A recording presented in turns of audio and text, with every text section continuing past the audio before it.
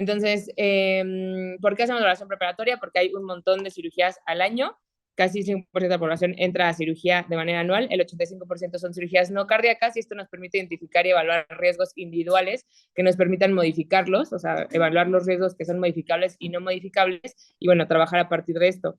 Entrar a la cirugía implica un estrés metabólico al trauma que tanto el hecho quirúrgico como tal, como la anestesia, hace cambios hemodinámicos que someten al cuerpo a estrés y el hecho de que podamos identificar los pacientes que más en riesgo están de forma cardiovascular y en otras cosas nos permite disminuir la mortalidad y la mortalidad asociada a la cirugía, también días de estancia hospitalaria y en general como de manera un poco práctica costos en los sistemas de salud.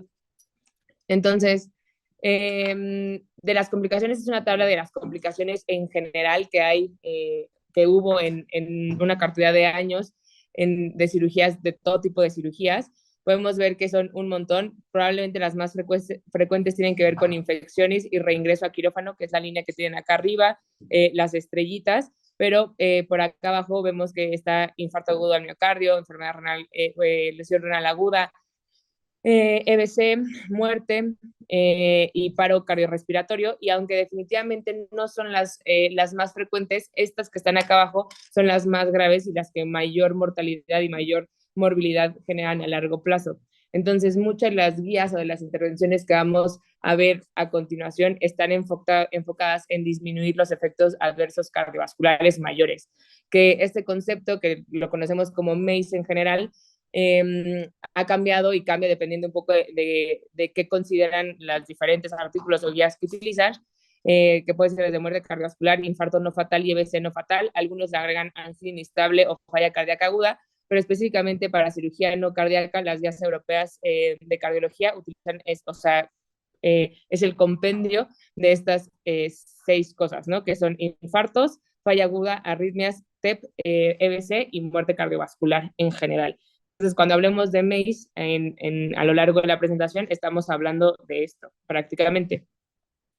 Entonces, bueno, voy a hacerlo un poquito interactivo para que no nos durmamos. Entonces, recibes la llamada de un médico de guardia de urgencias sobre una mujer de 74 años que tiene antecedentes de síndrome coronario crónico, diabetes, EBC isquémico y viene por una perforación abdominal secundaria a diverticulitis que se va a meter a la parotomía exploradora. Ella está hemodinámicamente estable, pero está frágil. Te piden que hagas una evaluación preparatoria para que puedan pasarla. A lo que tú respondes, Max, que estoy acá al lado, sube la pizza, mañana valoro con calma, pídele un eco-TT, una hemoglobina glicosilada y vemos. Si es una emergencia hay que meterlo a operar, o pídele un medium triage cardíaco y un perfil de lípidos y me avisas. Pues como está perforada, yo diría que es una emergencia, ¿no? Está muy dinámicamente estable, pero pues yo la metería a operar. Ok, justo. Entonces, el primer punto, y creo que, o sea, en nuestra línea de pensamiento, lo que tenemos que contemplar es el tiempo. Las cirugías se dividen o sea, se dividen en muchas cosas, pero entre ellas el tiempo, qué tan urgente es o no meter a alguien a cirugía. Entonces, las cirugías de emergencia, como sería un poco el caso de esta señora, o alguien que tiene isquemia mesentérica o un sangrado que no puedes parar, o bueno, eso ya depende un poco del cirujano, tienen que meterse en menos de 6 horas y tú no tienes tiempo para hacer una evaluación cardíaca detallada, ¿no? La vida de la persona y la función de algún órgano está en riesgo y es primordial que entre a cirugía. En las cirugías urgentes tienes un poquito más de tiempo, unas horas más, menos de 24 horas, en donde puedes identificar condiciones inestables que se puedan resolver antes de que entre a cirugía, que pues tienes un cachito más de tiempo para hacer eso. Y probablemente en donde la evaluación preoperatoria toma muchísima más como esencia y complejidad, es en aquellas cirugías en donde son sensibles a tiempo o son electivas, sensibles a tiempo. Un buen ejemplo son, por ejemplo, las cirugías oncológicas, en donde pues tienes un tumor, digamos, de colon y que hay que resecar, pero tienes casi hasta 6 semanas para tú evaluarlo y meter al paciente en quirófano en las mejores condiciones posibles para que le vaya mejor. Y las selectivas son cirugías que tienes hasta un año para tú modificar, o no para eso en particular, pero no hay ninguna urgencia para meterla en ese momento. Y aunque va a ayudarla para funcionalidad o para lo que sea la cirugía, tienes pues más espacio para hacer decisiones e intervenciones que le mejoren el desenlace. Entonces, bueno, siguiendo con esto, recibes en la consulta esta misma señora de 74 años con los mismos antecedentes que se encuentra asintomática y te dice que mañana le van a hacer un procedimiento odontológico, una endodoncia. Y bueno, la mandaron a la consulta para ver si necesita hacerse algún estudio antes, a lo que le voy a pedir a Cachito que anda por allá que me conteste. Córrele a hacerte una VH química y electrolitos y me los traes en la tarde para ver si puedes pasar o no. No te pueden hacer un procedimiento sin un ECOTT, estás en buen control, pero te veo en la siguiente consulta sin problema o empieza a tomar desde ahorita cefixima y lo suspendes 10 días después, 7 días después. O alguien, Cata, si estás por ahí o... Ah, ya, perdón, Sof. Que pues está en buen control. O sea, para una endodoncia como que no necesita otra cosa. Justo, exacto. Entonces, lo segundo a considerar es el riesgo quirúrgico per se, o sea, lo que es inherente a la cirugía. Entonces, las cirugías de forma general se dividen en riesgo bajo o riesgo alto. Bueno, eso así lo dividen los europeos, perdón, los estadounidenses, y abajo los europeos meten por ahí un riesgo moderado, pero en general, si se dan cuenta, el punto está en el 1%. Ese 1% es riesgo de MACE, ¿no? Entonces, como vemos, las cirugías de bajo riesgo son estas cirugías dentales, cirugía de cataratas, alguna cosa como ortopédica menor, como una menisquectomía, o procedimientos urológicos menores. Y los de riesgo alto, pues ya entran cirugías abdominales, ortopédicas mayores, vasculares, ahí está la lista enorme. Pero bueno, esto es propio de la cirugía. Independientemente del paciente más, las características del paciente le va a sumar riesgo a esto, pero por sí mismas tienen un riesgo quirúrgico. Normalmente, eh, bueno, normalmente las cirugías de bajo riesgo necesitan muchísimo menor evaluación y con una exploración física detallada, una historia clínica detallada, pues puedes tú ver en dónde puedes modificar algunas cosas. Lo siguiente es, recibes una llamada de tu ortopedista de confianza sobre una mujer de 74 años que quieren programar para un recambio total de cadera izquierda, por lo que solicitas tu valoración. Ella es hipertensa, que se trata con losartán, tiene diabetes, que toma metformina, dapaglifosina, síndrome coronario crónico por un infarto con elevación hace 10 años, bueno, casi 14 años, que para lo que toma atorvastatina, aspirina, y tuvo un EV6 isquémico, que es un ranking 1. Entonces, a la exploración física tú la ves de esta forma, los signos vitales están bien, la encuentras saturando bien, los ritmos cardíacos están rítmicos, escuchas los campos pulmonares, pues hay, o sea, con buena ventilación, las mucosas se ven bien, no le encuentras ingurgitación yugular, básicamente lo único que le encuentras es un poquito de edema en tobillos. Entonces, la siguiente pregunta es, ¿a quién vale la pena hacerle, o sea, bueno, no, a todo el mundo vale la pena hacer una evaluación preoperatoria, pero ¿con quién vas a hacer un poco más intenso para hacerles evaluaciones un poco más profundas? Entonces, son pacientes de bajo riesgo, los pacientes de bajo riesgo son aquellos que la reserva fisiológica es muy buena, o sea, no son pacientes jóvenes que no tienen comorbilidades y que el riesgo de efectos adversos cardiovasculares son bajos. Y entonces, por lo tanto, tienen, o sea, con una historia clínica y una exploración, o sea, puedes identificar como las mayores complicaciones que puede tener.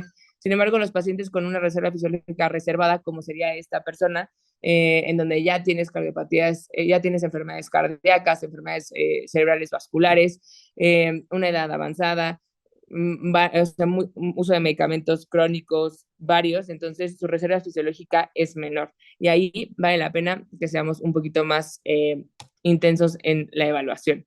Entonces, ahora sí vamos a hablar todo lo que sigue de la clase de el riesgo clínico, lo vamos a hacer de manera general y por aparatos y sistemas. Entonces, la escala de ASA y el cuestionario de NSQIP son cosas que hemos como escuchado mucho a lo largo de la carrera y demás, y lo que nos permiten estas escalas como de primera instancia es evaluar cómo está el estado general funcional de este paciente, ¿no? El ASA te divide, bueno, te gradúa dependiendo de las comorbilidades y de cómo está el estado funcional, en donde uno está completamente sano y del 2 al al 4 tienes alguna enfermedad que está compensada o no.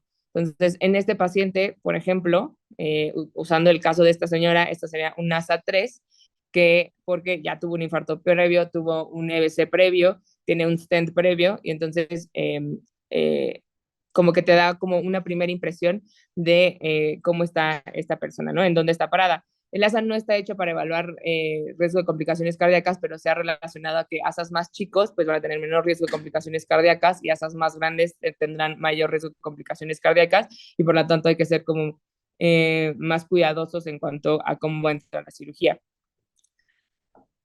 Ahora sí vamos a hablar de riesgos como en general, o sea, esto por sistemas, y el más importante y probablemente donde más se enfocan las guías es el riesgo cardiovascular, justo por lo que les dije, ¿no? Porque es lo que aumenta la mortalidad y la morbilidad.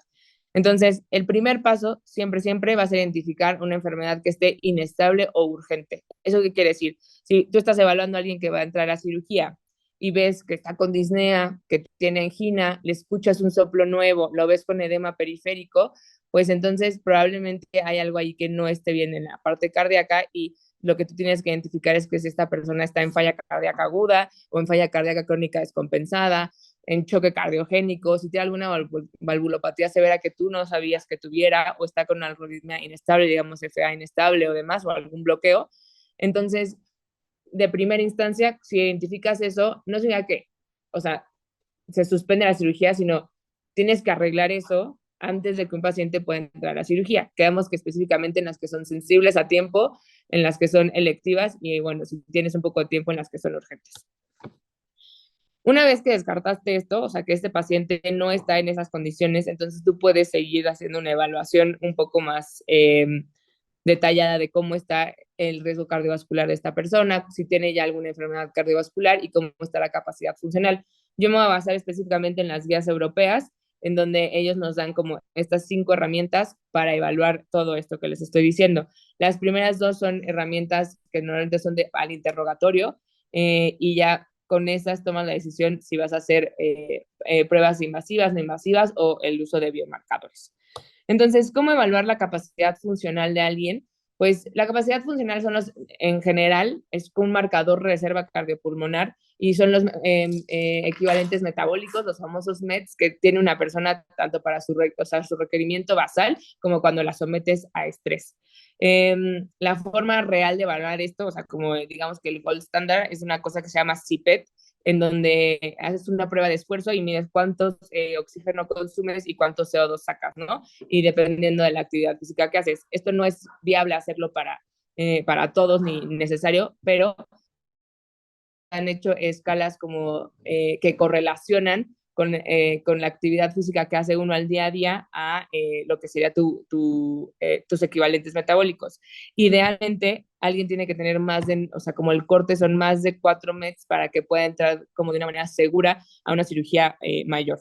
Entonces, ¿cómo podemos evaluar esto? Existe este índice que se llama el DASI, en donde se los pongo aquí adelante. Es un cuestionario de qué actividades puede hacer el paciente, desde si puede cuidarse a él mismo hasta que pueda correr una distancia corta, que pueda tener relaciones sexuales, que pueda tener ejercicio extenuante, y todo esto te va juntando puntos.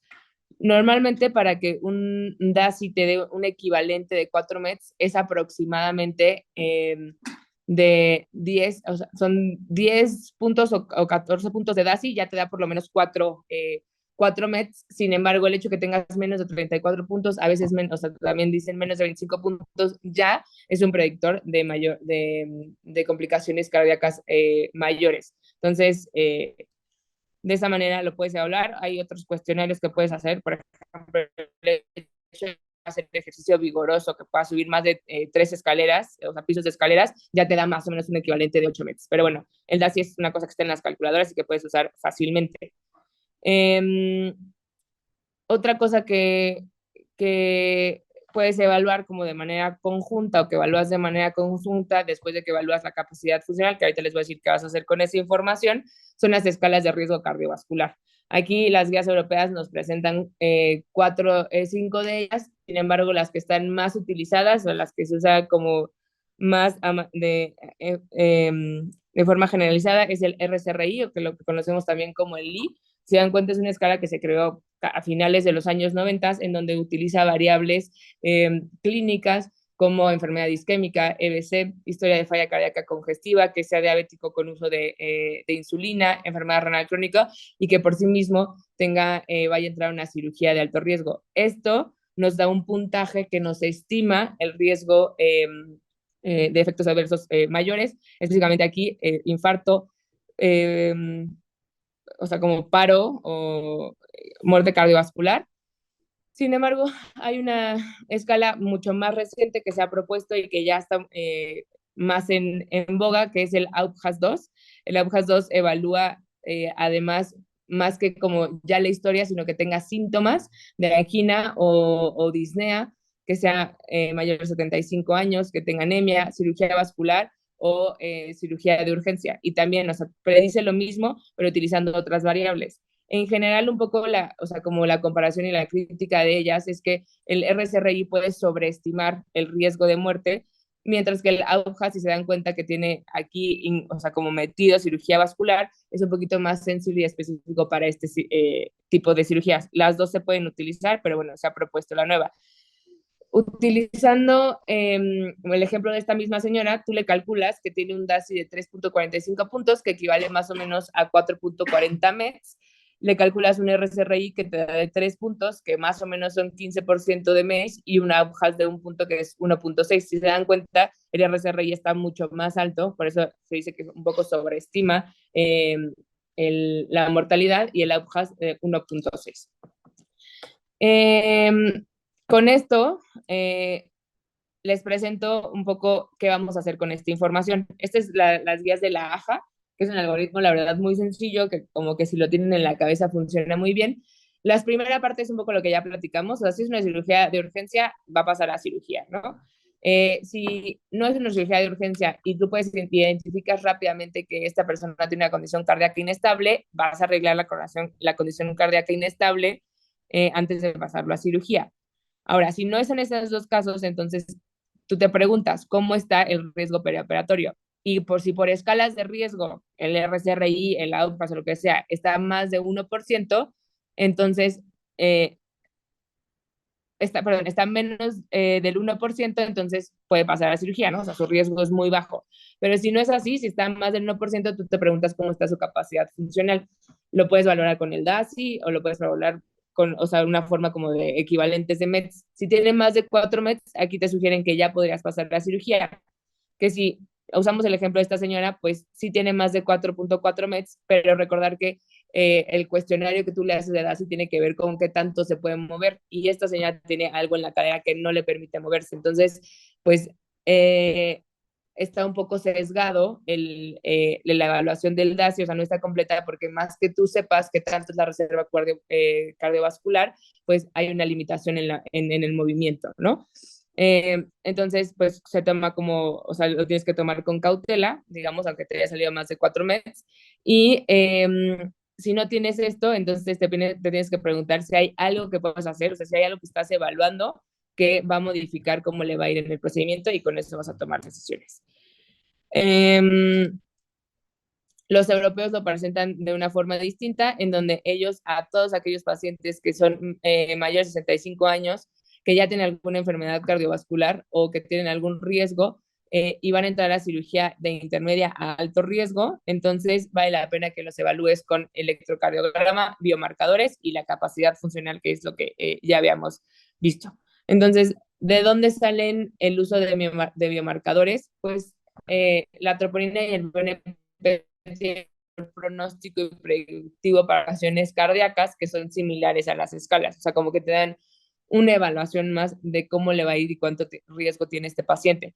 Entonces, en lo que ellos recomiendan, porque las guías europeas son diferentes a las guías, por ejemplo, canadienses y demás, es que aquellos pacientes que tienen más de 65 años con enfermedad cardiovascular o factores de riesgo, les tomes unas troponinas iniciales antes de entrar a cirugía, con el objetivo de que después de la cirugía las vuelvas a medir y ver si hay lesión miocárdica asociada a cirugía no cardíaca, que lo voy a presentar un poquito más adelante. La medición del BNP, además de que tiene un valor predictivo de cómo o sea, si va a tener más riesgo de MACE, te permite identificar a aquellos pacientes que, como por clínica o por otros estudios, junto con el biomarcador, tienen o no falla cardíaca, ya sea crónica o aguda. Entonces, ¿qué es esto, no? O sea, ¿qué es la lesión miocárdica asociada a, o sea, como perioperatoria? A veces también lo podemos leer como MINS, nada más se ha utilizado como esto de manera intercambiable, pero el MINS estaba hecho específicamente para la lesión miocárdica aguda perioperatoria asociada a enfermedad arteriotrombótica, o sea, que fuera por enfermedad coronaria. Sin embargo, ellos, o sea, las guías europeas lo presentan como parte de esta lesión miocárdica perioperatoria, que puede ser por otras cosas, también puede ser por descompensación de una arritmia, que puede ser por enfermedad aterotrombótica, por falla cardíaca aguda, por el mismo como choque o TEP o demás, ¿no? O sea, como que este concepto involucra al MINS, a veces se usa de manera intercambiable, nada más como para que lo tengan claro, que a veces puede ser confuso. Y bueno, entonces esta evaluación de troponinas y BNP y cardíaca justamente es para ver, o como para estar muy al pendiente que no vaya a haber lesión miocárdica, o que si hay lesión miocárdica perioperatoria, tú puedas hacer las intervenciones adecuadas. Esta se define cuando se elevan, hay un aumento agudo de biomarcadores que pueden o no tener síntomas o que pueden o no tener cambios en el electrocardiograma. ¿Esto qué quiere decir? O bueno, ¿por qué es tan importante que puedan o no tener síntomas? Porque son pacientes que están con analgésicos, que tienen a veces bloqueos epidurales, que están saliendo de sedación y no van a tener el cuadro típico como de angina que normalmente conocemos. Entonces, de ahí la importancia de los biomarcadores en ellos. Y los pacientes que desarrollan algún tipo de lesión miocárdica en el perioperatorio tienen hasta el 10% más de mortalidad a 30 días. Entonces, no hay un tratamiento específico para esto, o sea, no es que, bueno, ok, sí, el levotropis, ahora que no le doy, no sé, un medicamento específico, sino más bien lo que tú tienes que es identificar la causa, o sea, por qué hizo esta lesión miocárdica, ya sea un infarto tipo 1, un infarto tipo 2, alguna arritmia o falla cardíaca o lo que sea, y vas a ir dirigido a esa causa, ¿va? Ese es un poco el punto. Entonces, ahora sí, Gonz, si quieres, Charlie, a esta persona le tomas biomarcadores, un poco por los riesgos que ya dijimos, te salió un BNP de 500, una NT-pro BNP de 532 y unas troponinas de 17. ¿Tú qué haces con esta información? Pues ahí creo que primero también la pulgaría, o sea, comparar. Esto es previo a las... Ah, ok. Bueno. Un electrocardiograma también. ¿Algo más? ¿Me pedirías algo más aparte del electro? Para cardiovascular. La verdad no estoy seguro. Ok, súper. Entonces, pues bueno, si te acuerdas, esta señora tenía un poquito de edema periférico, no había forma de valorar realmente si tenía disnea o no amigas de esfuerzos porque estaba limitada por la cadera, pero si tienes un BNP que está por arriba de 125, una persona que pues probablemente no alcanza los niveles de falla cardíaca aguda, pero sí pues no es un nivel de BNP como que te deja realmente tranquilas. Con esas troponinas lo único que vas a hacer es justamente después del postoperatorio volverlas a medir, ¿no? Entonces, ¿qué pruebas tenemos o sea, para evaluar el riesgo cardiovascular? El electrocardiograma, si bien en el algoritmo de las guías europeas se los da casi a todo mundo, y no es que hacer un electrocardiograma disminuya el riesgo como tal, pero sí te permite identificar que haya alguien, o sea, que no habías identificado, que tenga datos de infarto previo que no habías identificado. Entonces, es muy accesible, es muy barato y vale la pena considerando como las características de tu paciente. El ecocardiograma es algo que nosotros aquí en el hospital van a ver que se los piden casi a todos los pacientes que van a entrar a cirugía y en realidad hacerlo perenne, o sea, por sí mismo no te va a ayudar en nada a menos que tú quieras o sea, estés buscando algo en específico. Entonces, en aquellas personas que tienen mala capacidad funcional o tienen factores de riesgo para tener mala capacidad funcional y no los pudiste evaluar como tal, por ejemplo, estás NP elevado, un soplo que le escuchaste que no conocías, en cirugías que son de riesgo moderado alto, pues vale la pena que tú hagas una evaluación con el ecocardiograma y que hagas las intervenciones pertinentes antes de que vaya a entrar a la cirugía. La angiotomografía y me va a ir un poquito más rápido, la angiotomografía y las pruebas no invasivas e invasivas para diagnosticar enfermedad coronaria van a seguir el mismo algoritmo de manera general o sea, que la guía de síndrome coronario crónico. O sea, tú las pruebas que vas a hacer van a depender de cómo está la probabilidad prueba de que alguien tenga un síndrome coronario crónico y los vas a meter independientemente o no de que vaya a entrar a cirugía, no. O sea, no es que lo vas a hacer para que le vaya mejor en la cirugía, es que si lo evaluaste y le tocaba por síndrome coronario crónico, le vas a hacer las pruebas que tengas que hacer y iniciar o no terapia farmacológica o terapia de revascularización. Entonces, a ver, Rafita, ayúdame. Le tomas un electrocardiograma, la frecuencia cardíaca está bien, tienes ahí los datos del infarto previo con ondas Q-patológicas, el QT corregido está bien y le tomas un ecocardiograma, ¿no? Ahí te sale una FEBI del 55% con alteración de la contractilidad e hipocinesia en la pared anterolateral. Tiene disfunción sistólica leve, no tiene ninguna valvulopatía, no parece tener datos como de aumento de presiones de llenado, y en cuanto a la parte como hemodinámica, la vena cava está de 1.2 con un colapso de más del 50% sin derrame. ¿Tú qué decides hacer con esta persona?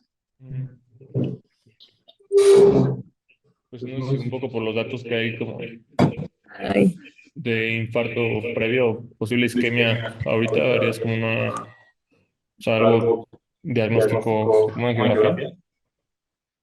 ¿ok? O sea, ¿tú la meterías a angiografía antes de meter la cirugía? Sí. Okay. ¿Alguien tiene alguna otra opinión? Una prueba con estrés, creo que. Pues, o sea, no me parece que en este momento, o sea, sí tiene datos de infarto previo, pero no me parece que en este momento tenga algún dato de falla como agudizada que me haga retrasar la cirugía con algún otro estudio. Ok, justo. Entonces, pues sí, o sea, sí, definitivamente tú no conoces a esta señora que tenía falla cardíaca, en este momento como que con más seguridad por los biomarcadores y con el ecocardiograma, pues sabes, ¿no? Que esta persona tiene falla cardíaca, aunque los síntomas parecen ser muy vagos, ¿no? O sea, nada más un poquito de edema periférico. Sin embargo, no parece que ahorita tenga una condición cardiovascular inestable que tenga que retrasar la cirugía, y meter la angiografía en este momento, pues no vas a hacer una intervención distinta a lo que harías después, o sea, a lo que harías para meterla a cirugía. Entonces, probablemente, supongo que esto también queda un poco a consideración, yo sería la idea de que esta señora puede entrar a cirugía y pues tiene ya manejo óptimo para síndrome coronario crónico y para falla cardíaca. Hay que iniciárselo posterior, ¿no? Entonces, ¿cuáles son los medicamentos que durante tu evaluación cardíaca vas a iniciar, mantener o suspender? Las estatinas, o sea, por ejemplo, si ahorita identificaste que, no sé, o sea, le quieres dar como prevención primaria con estatinas antes de entrar a la cirugía y la vas a meter en una semana, pues la verdad es que no se ha visto que haya mayor beneficio de iniciárselas como antes de la cirugía, como por algo en particular. Entonces, pues no es algo que necesariamente tengas que hacer. El uso de beta bloqueadores se había propuesto en aquellos pacientes que tenían datos como o probabilidad de síndrome coronario crónico como para que disminuyera la mortalidad, lo cual en algunos casos sí, pero generaba más efectos adversos de lo que generaba como beneficios. Entonces, ya no está recomendado el uso de beta bloqueadores, y por ahí también propusieron el uso de alfa-2 agonistas como para las mismas causas, pero se ha visto que no hay. Entonces, no hay ningún medicamento que puedas iniciar antes como que vaya a prevenir MACE, ¿no? En la cirugía cardíaca. Sin embargo, si es una persona que ya está tomando beta bloqueadores y ya está tomando estatinas, entonces no hay necesidad de suspenderlas, las puedes continuar durante la cirugía. En el caso de los IECAS y ARAS están utilizados para falla cardíaca, entonces podrías, la recomendación es menor 2B, continuarlas o suspenderlas, ¿no? Y para los calcio antagonistas se suspenden una semana antes. ¿Y cuáles sí definitivamente hay que suspender? Si estás utilizando IECAS o ARAS solamente para hipertensión, hay que suspenderlo de manera previa. Los diuréticos también, o sea, si lo está, vaya, lo suspendes, o sea, tiene que llegar en un estado de volumen euvolémico de preferencia, y lo suspendes antes de entrar a la cirugía, y los ISGLT2, aquí en estos días utilizados justamente para falla cardíaca, se suspenden 3 días antes de la cirugía. ¿Qué hay de aquellos pacientes que tienen síndrome coronario crónico por algún síndrome y que ya tienen como, ¿cómo se llama? Intervención coronaria? Entonces son pacientes que van a ver que tienen doble antiagregación, que están en DAP, que están con, con un solo antiagregante. ¿Cuánto tiempo podemos, o sea, cuánto tiempo disponemos para suspender o no o para que entre o no a cirugía? Si estamos hablando de una cirugía electiva no cardíaca, va a ser una cirugía plástica o lo que sea, y tuvo una intervención percutánea electiva, por lo menos tiene que estar 6 meses con la doble antiagregación, y hasta 12 meses si fue un síndrome coronario agudo. Entonces, si es una cirugía electiva, te vas a aguantar a que cumpla su terapia, o sea, su antiagregación, antes de que lo metas a cirugía. Si es una cirugía sensible a tiempo, en un procedimiento que fue electivo, o sea, en alguien que tenía síndrome coronario crónico y le tocaba tratamiento coronario, por lo menos un mes de edad. Si es sensible a tiempo, pero fue por un síndrome coronario agudo, por lo menos 3 meses. Y en los que son electivos y ya pasó más de un año que estuvieron en DAP y ya están con un solo antiagregante, normalmente aspirina, son pacientes que pueden entrar con aspirina a la cirugía a menos que el riesgo de sangrado no lo permita.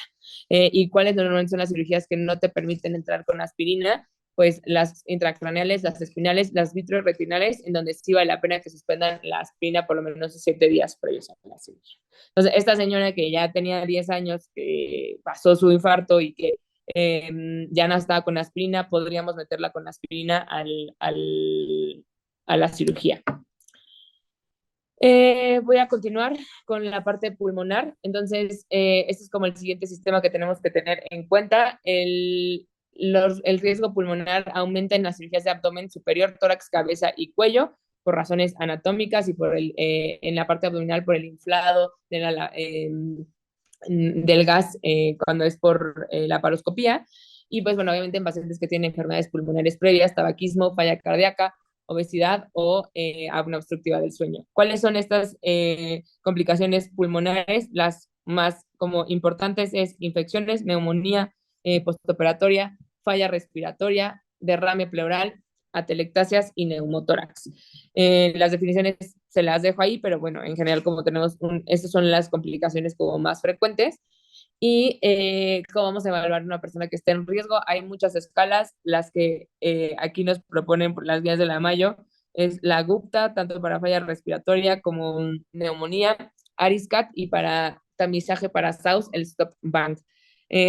Aquí van a ver que a todos les pedimos radiografía de tórax, un poco también por lo que dicen las guías mexicanas como de práctica clínica, que todo el mundo tiene que entrar con radiografía de tórax, pero en realidad, por ejemplo, el ACP te recomienda que solamente aquellos mayores de 50 años que van a entrar a cirugía abdominal, torácico, de aneurisma abdominal, que son las que tienen mayor riesgo, en aquellas personas que tienen obesidad mórbida, que estás buscando algún dato de cardiomegalia o alteración de la circulación vascular. Entonces, pues, o que tú estés buscando algo específico en estas personas, vale la pena que hagas la radiografía de tórax, ¿no? Y la espirometría va a ser para aquellas personas que tú no conoces que tienen alguna enfermedad tanto restrictiva como obstructiva y las escuchas con sibilancias audibles o disnea que ya descartaste que sea cardíaca, un poco siguiendo un algoritmo normal de alguien que llega a tu consulta con datos como de broncoespasmo o demás, o si de manera como categoría en aquellos que les van a hacer resección pulmonar como para tener un antes y un después. En cuanto a las recomendaciones, pues bueno, fumar aumenta el riesgo no solo para pulmonar, sino para infecciones de sitios quirúrgicos y para trombosis. Y la recomendación en general es que lo suspendas 4 semanas antes de la cirugía para, o sea, reducir el riesgo de todo esto de forma compuesta. Aunque sea suspendido una semana, va a mejorarlo, ¿no? O sea, es mucho mejor que llegue con el mayor tiempo de suspensión del cigarro, si tienes tiempo.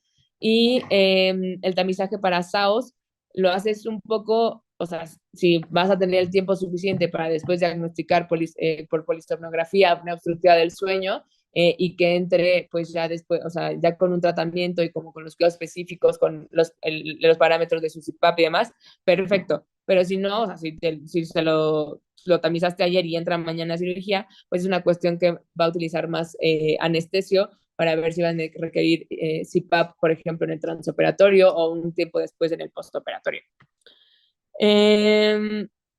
Hay pocas cosas en realidad que se han visto que pueden disminuir el riesgo de complicaciones pulmonares. Este es un metaanálisis en donde hay básicamente 7 estrategias que con mayor o menor riesgo y con evidencias en general bajas a moderadas de lo que se puede hacer.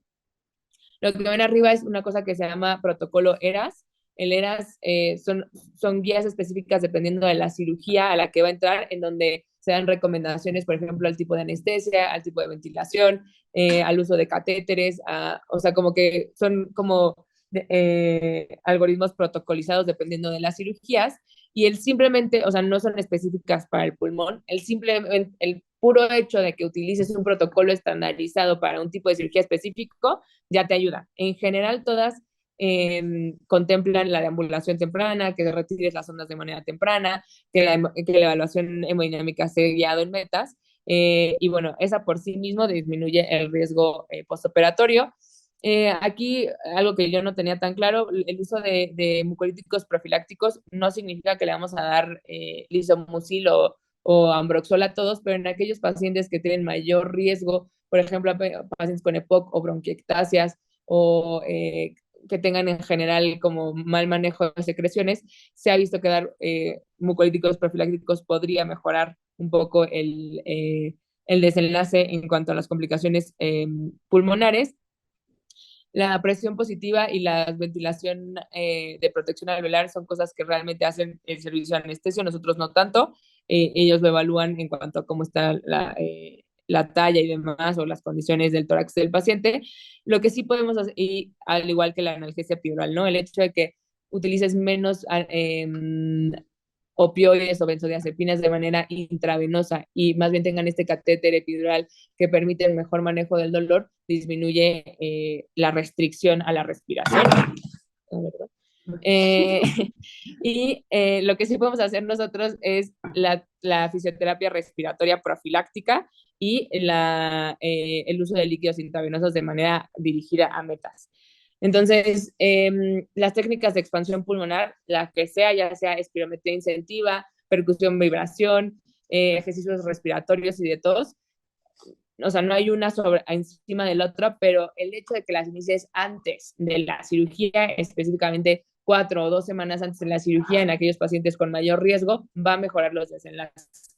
O sea, y son cosas en las que sí podemos intervenir nosotros. Y ya de forma más como en el hospital, el uso mínimo de opioides, benzodiazepinas, que lo tengamos con elevación de cabecera, que lo levantemos rápido, que se utilicen, o sea, que no lo tengas todo sedado, y en pacientes específicamente que salen intubados y demás, que casi no vemos nosotros, pues el uso de relajantes musculares como con mucha precaución para que puedan tener una mejor dinámica respiratoria. Lo siguiente que vale la pena destacar es el riesgo de trombosis. Esto me voy, o sea, un poquito más rápido.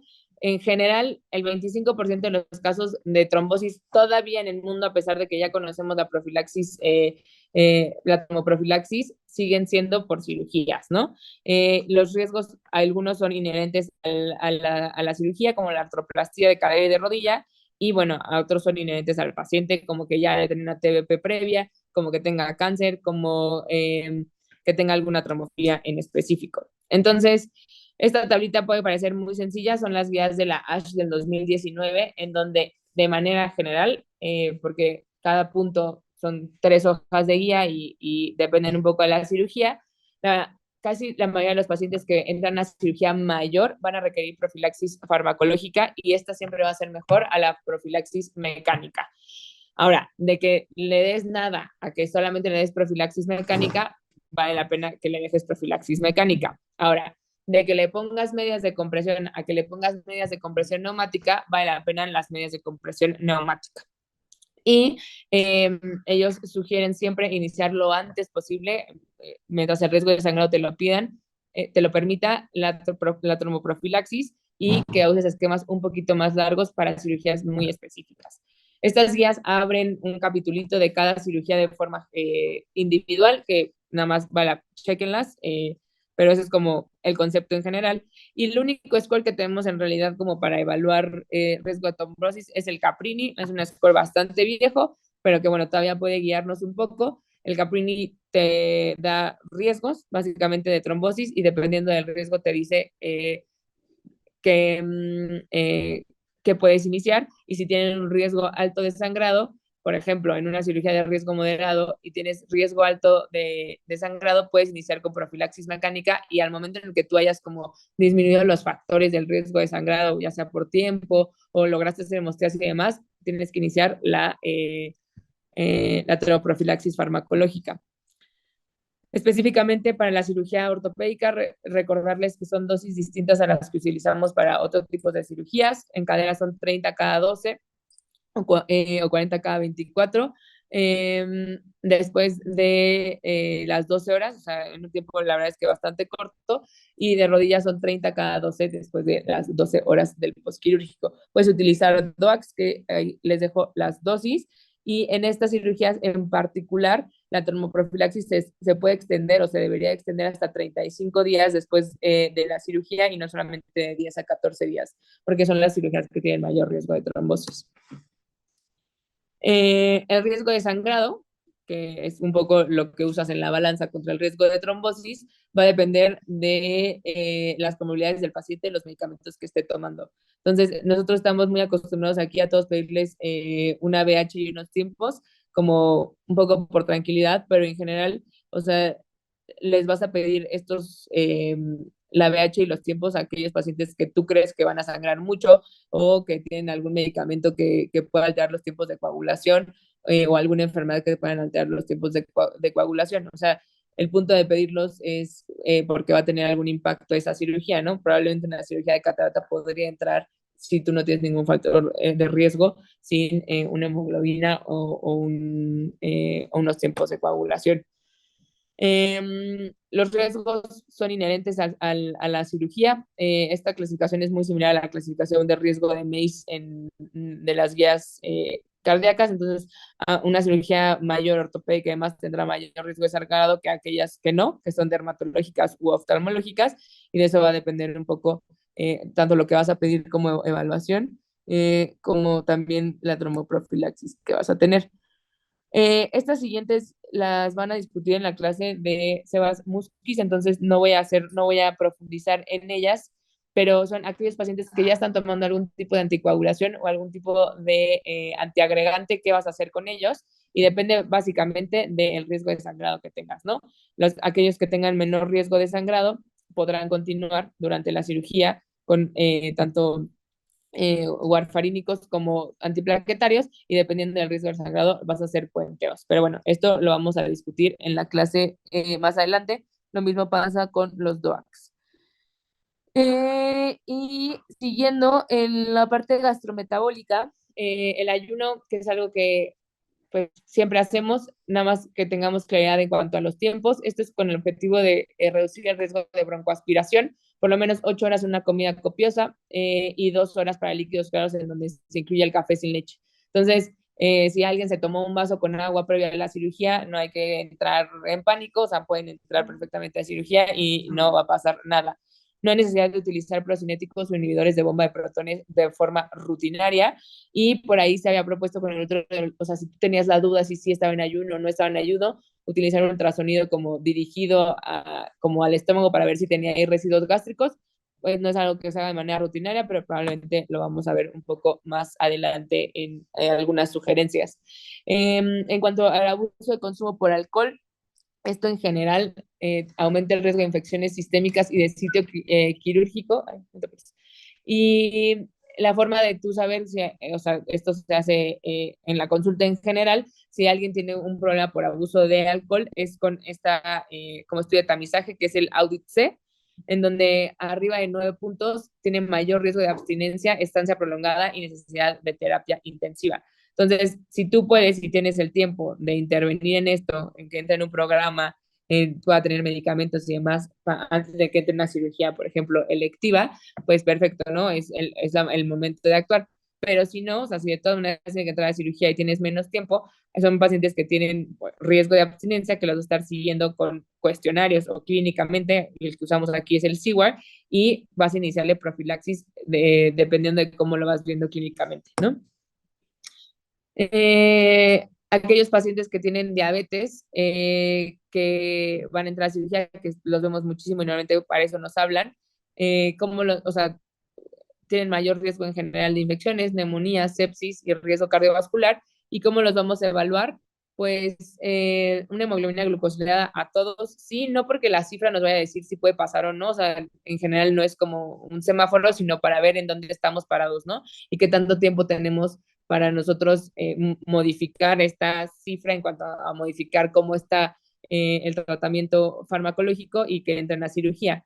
En general, siempre que medimos los niveles de glucosa una noche antes y en la mañana de la cirugía, esperando que estén por arriba de 100 y por abajo de 180.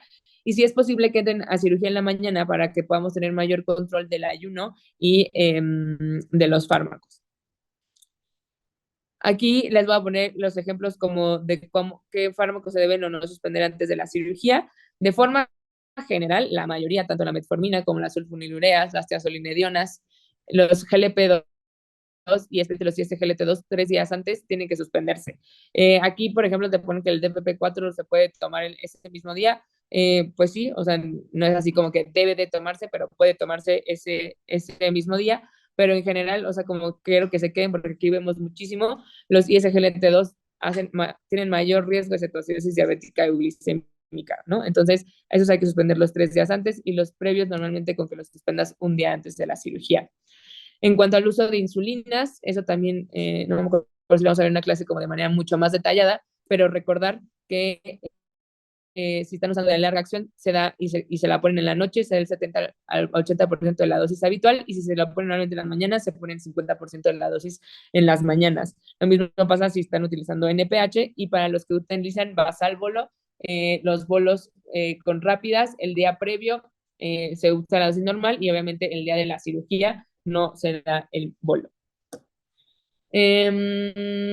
Con esto las metas en general en el intraoperatorio dependen de los anestesiólogos. Ellos decidirán si necesitan el uso o no de insulina subcutánea o IV, pero siempre tienen que estar por abajo de 180. Y en el postoperatorio nosotros queremos lograr metas preprandiales más o menos de 140 y al azar entre 100 y 180.